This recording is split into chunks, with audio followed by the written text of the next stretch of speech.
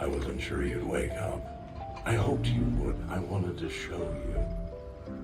I don't have anyone else. Hello, fellow Basement Dwellers. In today's video, we will be doing a fairly basic concept where if a single traitor Primarch were to have stayed loyalist, how cooked would the traitors be, and how much would the Imperium benefit if they had stayed loyal. I have them all in a ranking from number 1 to number 8, number 8 being the least useful and the least damaging to the traitors, and number 1 being the worst. Horus will not be on this list because obviously it's the Horus Hero, so you kind of need him. I am also working on a list for loyalist Primarchs, and that will be its own separate video. And for that video, Lorgar Dorn will not be on that list, because Lorgar Dorn is essentially the Primarch who was like right next to the Emperor. The Lorgar Dorn was essentially managing all the heresy for loyalist sides. He's essentially the Horus of the loyalists, well, with the exception of the Emperor, of course. Okay, the Primarch that could stay loyal and would hold the least would be Angron. Keep in mind, this isn't just them losing an ally, it's them gaining an enemy. Angron would be a big fucking problem, but the thing is, he is not going to listen to the Imperials. If he does stay loyal, he is going to Leroy Jenkins himself at the traitors the first chance he gets, and he's gonna get blown up. Like, Perturabo is just gonna set up an artillery field. Perturabo is just gonna set up, massive gun. We literally saw Perturabo essentially curb stomp the World Eaters solo.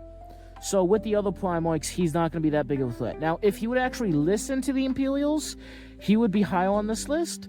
But he's not going to listen. He's actively dying. If he does get into a 1v1 with certain traitor Primarchs, though, that's going to be a problem. But unless he gets into, like, a physical... He gets his hands on them, which he probably won't. He is not doing much. Next up, Konrad. Now, this is a big-ass jump. The traitors are going to halt a lot without Konrad, because the Night Lords, although the Night Lords didn't do too much during the heresy, except they kept Lionel Johnson at bay. The Night Lords for years were just dancing around the Dark Angels, constantly just fucking with them, doing whatever they can just to keep them at bay, keep them in the edge of the galaxy, away from the heresy. Now, anytime the Night Lords would actually get in like a big conflict with the Dark Angels, they'd get their asses whooped, but they were really good in this kind of just guerrilla, annoying-ass war, where, just being slippery. And the Dark Angels had so many Space Marines, so many weapons, so many super weapons, that if the Dark Angels would fully enter the heresy, they'd be cooked. They need to send the Alpha Legion to do the same thing the Night Lords did, except then you're losing the Alpha Legion. And also the Alpha Legion aren't fully traitors, so they might just let the Dark Angels in. So you'd have to send the other Legion, but then none of the other legions can dance around and be so slippery as them, so that legion's going to get fucked up. Now, the Night Lords were not the perfect ally, because after this, they essentially effed off and did their own thing, but having them as an enemy would be so fucked. Konrad is one of the best physical, fighting Primarchs. He is an assassin. The Night Lords, again, very slippery. Keep in mind, a few thousand Raven Guard who survived the Dropsite Massacre almost killed Fulgrim through massive wenches in the heresy. We're constantly attacking supply lines. We're just constantly on the traitor side. And that's just about 5,000 warriors. Having over 100,000 Night Lords. And again, Night Lords, you could argue that Night Lords aren't as good as Raven Guard in these kind of stealth operations. But even if they're just 75% as good, which they're probably 80% as good, having 100,000 of them is going to be a pain in the ass. Not to mention, I could definitely see one of the traitor Primarchs being by himself and getting taken out by Konrad before they even get there. No, not to mention, without Konrad on the side of the traitors, Lorgar gets taken out. Lorgar gets taken out in the Dropsite Massacre. Oh. Ooh, yikes. Okay, I forgot about that, but to be fair, if Lorgar gets taken out, I could essentially see the Wardbearer Legion essentially being incorporated into the Lunar Wolf Legion, or Sons of Horus Legion. But yeah, so Lorgar is getting taken out, and that's going to be a problem. So yeah, without Konrad, it's going to be a big problem. Next up, Mortarion. Mortarion was just an absolute tank. his plagues, everything. He hard carried the siege of Terra. He did a lot. He was always in the front lines. Not to mention, he was one of the Primarchs who helped, at Malek getting Horus his power. So yeah, he's very important as a reliable frontline tanky ally. Speaking of Malek, next up we have Fulgrim. Good God. So here's the thing, right? Fulgrim as an ally... Okay, I want to clarify something. Fulgrim was at Malek and he really helped at Malek, but besides that, Fulgrim as an ally really wasn't doing shit. He was just gooning, doing whatever he wanted, doing drugs in the corner. The Emperor's Children really weren't doing anything, right? But the thing is, the Emperor's Children, in terms of a Space Marine, are probably debatably the best. So much training goes into a single Emperor's Children. Like, an Emperor's Children gets way more training than any other Space Marine. And why do they go through so much training? Because each Emperor's Children is a master swordsman and master duelist, master sword, just master everything, master marksman, everything. So because of that, the average Emperor's Children is beating the crap out of any other average Space Marine, because they're just way more training and better equipment. The thing is, though, they all just started separating and just killing each other and just fucking doing drugs and just became degenerate freaks. So they weren't really doing much. I mean, Lorgar literally had to drag them kicking and screaming just to do something during the heresy. And even then, at the Siege of Terra, Fulgrim essentially got beaten up by Dorn and then just slithered away to make drugs out of people. So he wasn't really doing much as a traitor. But as an enemy, as a loyal son of the Emperor... Now, I imagine that he would have to resist the powers of the Leo Blade. But without Fulgrim being traitor, this means there's a good chance that he ends up in the drop site massacre and Phaelus is able to just put on a much better defense because his buddy's by his side. Fulgrim would help keep Phaelus calm so Phaelus doesn't go Leroy Jenkins and get himself killed.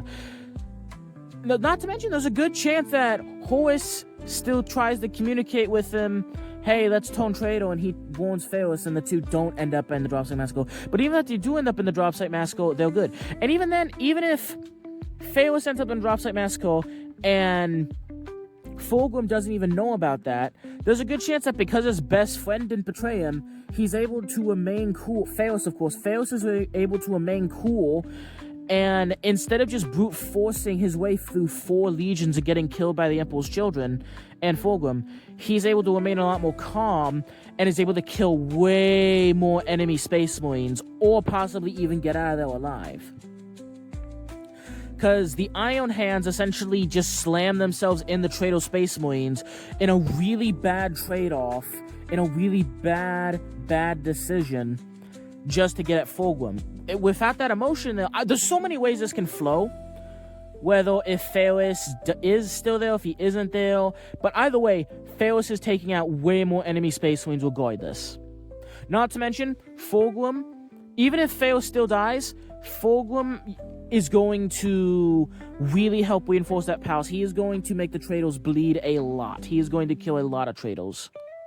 Not to mention, he's still a very good duelist. Next up, Lorgar. Lorgar helped cripple the Ultramarines, and on top of that, he just had a massive legion that was just enough. He just had bodies for Horus. He had enough Space Marines and just resources to provide Horus with a massive army. So pretty much every large traitor campaign, every large traitor push had a lot of Lorgar's men underneath him. Not to mention, his walk with Chaos was able to summon demons, all this stuff. He's just an all-around, very vanilla, loss. But, oh my god, having to fight off like an extra... I believe the World Bears are like 180,000 Space Marines. That's a huge legion, given that the average legion size is 100,000. So having to push through an extra 180,000 Marines and not having them on your side is going to be just really, really bad. It's not going to be fun. Next up is the Alpha Legion. The Alpha Legion, we don't know how big they are. But the thing is, right? The Alpha Legion debatably could be actually 2 on this list, or could be super low on this list. So I put them at 3 because they're kind of a wild card here.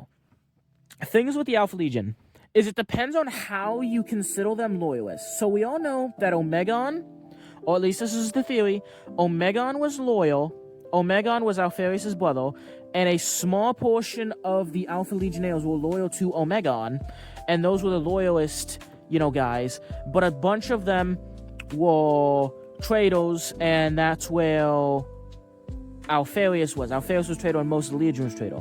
There is also the idea that Alpharius was loyal, he was just being kind of a fucking asshole about it, and Omegon was also loyal. Anyway, there's a lot of bullshit, but let's just say the full Alpha Legion properly stayed loyal. You know how I said the Night Lords would be a pain in the ass? I could straight up see multiple Primarchs, especially Perturabo, especially Lorgar, especially, a lot of traitor Primarchs just being fucking assassinated. I could see those supply lines being just so chopped. The amount of high-ranking Space Marines who are going to get headshot with a sniper. The Alpha Legion are at least 150,000, so even just a raw Space Marine, that's insane.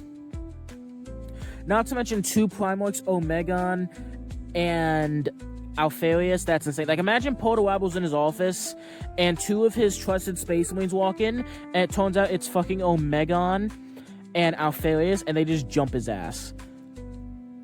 Like there's so much versatility here. But the thing is, the reason why they're not 2 or even 1 is because, again, what if hypothetically it just gets swapped and Omegon's now traitor and there's a portion of the Alpha Legion traitor? So yeah, because of bullshit like that, I can't put them high on this list. Alright, next up, Magnus. If Magnus stayed loyal, the Emperor of Mankind could walk the battlefield and lead troops directly.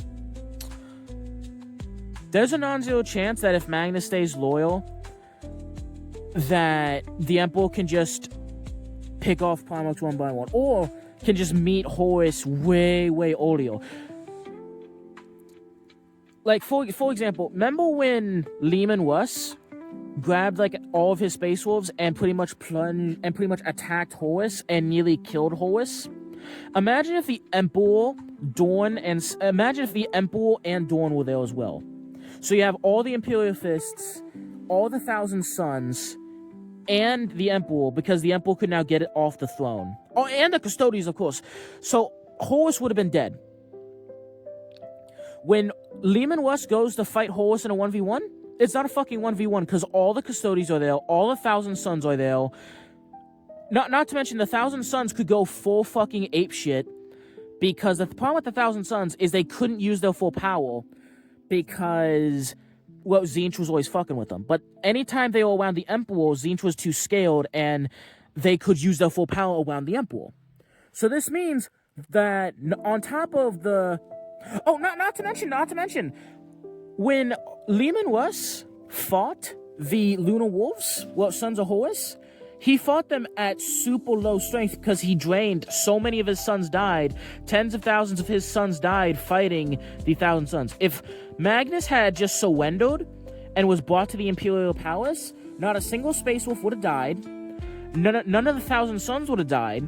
Because the 1,000 Sons still killed a lot of Loyalists with few numbers. Because so many 1,000 Sons died in the burning of Prospero. So many Space Wolves died. So having all the 1,000 Sons and all the Space Wolves...